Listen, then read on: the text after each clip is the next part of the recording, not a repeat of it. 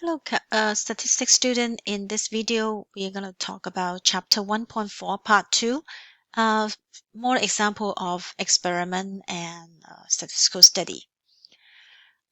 So this is example 2. A survey shows that it is a survey, so it's not an experiment. Shows that, so it's an observational study. Shows that students who eat breakfast have higher average GPA. Researchers conclude that breakfast can cause an increase in academic performance. Discuss if the conclusion is valid or not and explain. So what happened is, whenever we want to use the word cause, it must be through an experiment. You must have, make an experiment so that you have some group that eat breakfast, some group that doesn't eat, and they are randomly assigned, and then you look at the two to see that, oh, those eat breakfast has high academic performance. Whereas this one is not. It is a survey.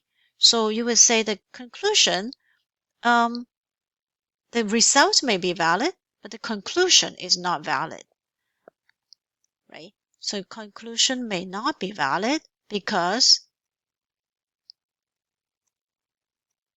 I would say it's not valid because you cannot use the study is an observational study.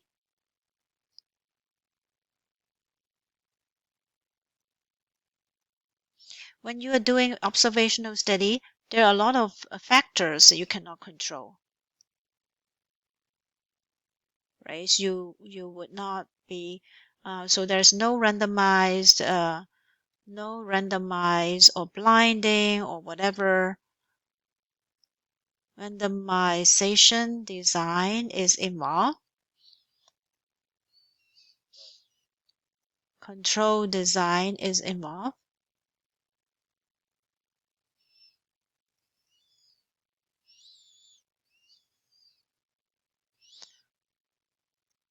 And because of that, there may be some confining variable.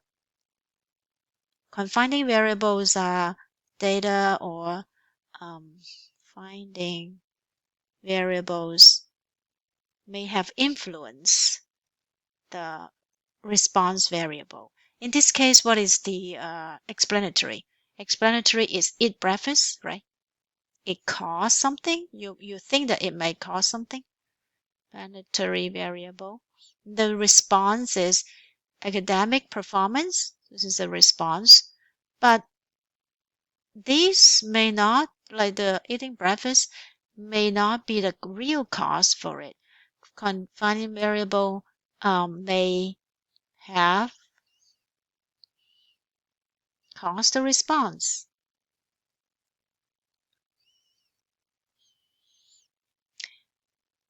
Or the confining variable may cause both. And so it seems like they happen together. So these are association only.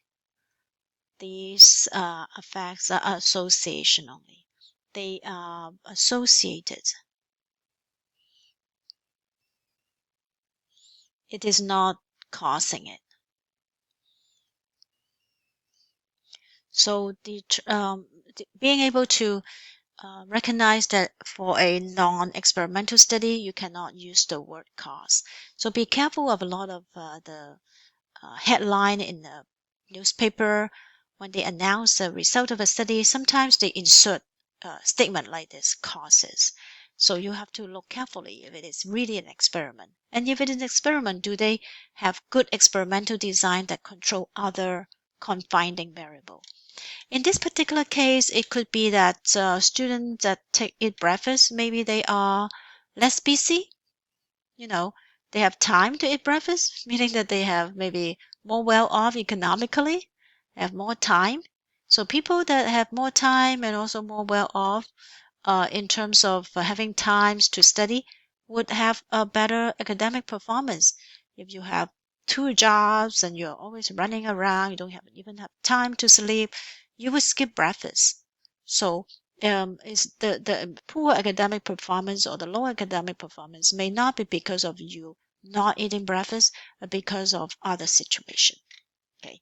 So example 3, classify if the study is an experiment or an observational study. So this follow this link. Let's see. Let's close it, see if I want to follow this. Oops.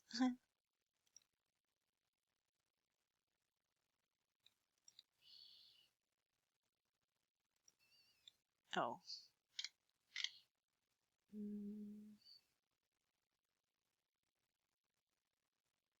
Cancel. So see if I can. For some reason I cannot like cut and paste. Okay, so I can do that now. Copy link location.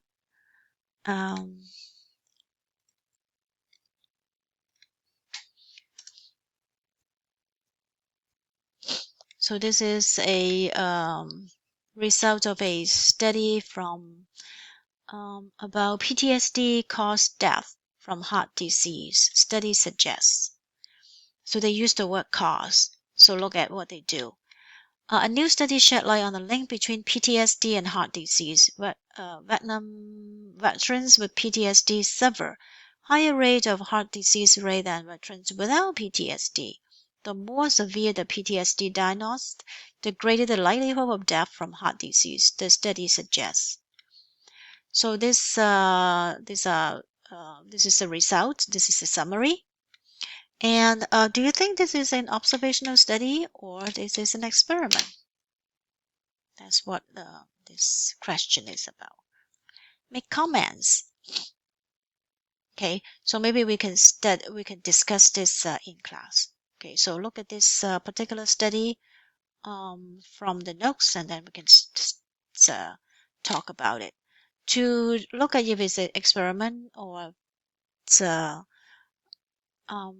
observational study, see if the researcher actively assign treatments. Okay, do you see them assign any treatments? Okay, so let's go back to the next one. So the next section is about ethics on statistical researcher. So when as a researcher, especially in an experiment, the researcher is to apply treatments to participant, right?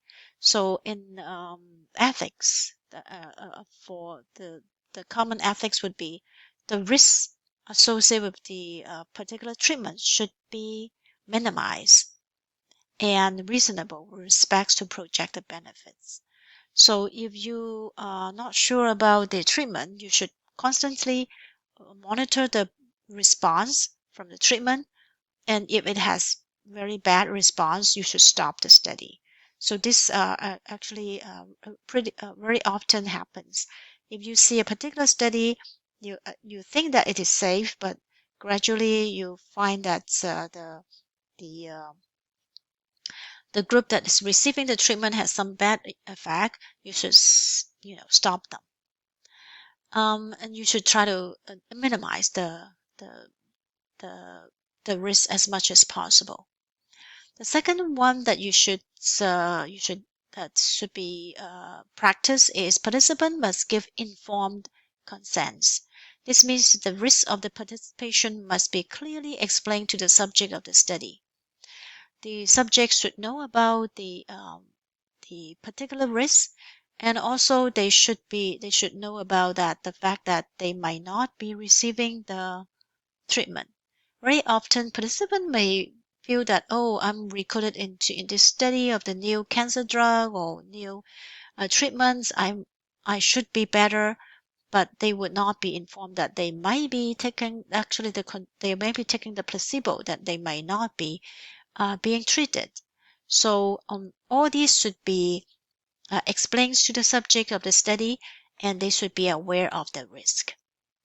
The third is data collect from individuals must be guarded carefully to protect their privacy. So a lot of time we will publish those data, or a researcher will publish those data in the journal. So, but the privacy of the individual should be protected. So these are the ethics of a statistical researcher. And of course, this actually explains why we never had a randomized study for smoking's effect of smoking on lung cancer. A lot of people say, know that smoking causes lung cancer, but we actually we never had a study like that because the risk to participant is very high. How can you randomly recruit some participant and then randomly assign them to smoke versus non-smoke when it is very clear that smoking has a high association with lung cancers? So although we like to actually do the study on the direct effect of smoking and lung cancer, being that it actually causes it, but so far the result is all the studies are association or observational study, although the association is very high. So the main reason why there's no such experiment being conducted is associated with the participant. Those are very high risk. If you are in a treatment groups, you would have high risk of getting lung cancers. Okay, so these are the things that we had covered in 1.3. The important things for this particular chapter would be able to explain what is an experimental study, what is a observational study, what is the difference between them, and also the fact that experimental study is better in making conclusion of cause and effect, where observational study is just an association. You should also be familiarized with some of these key area of a good experimental design.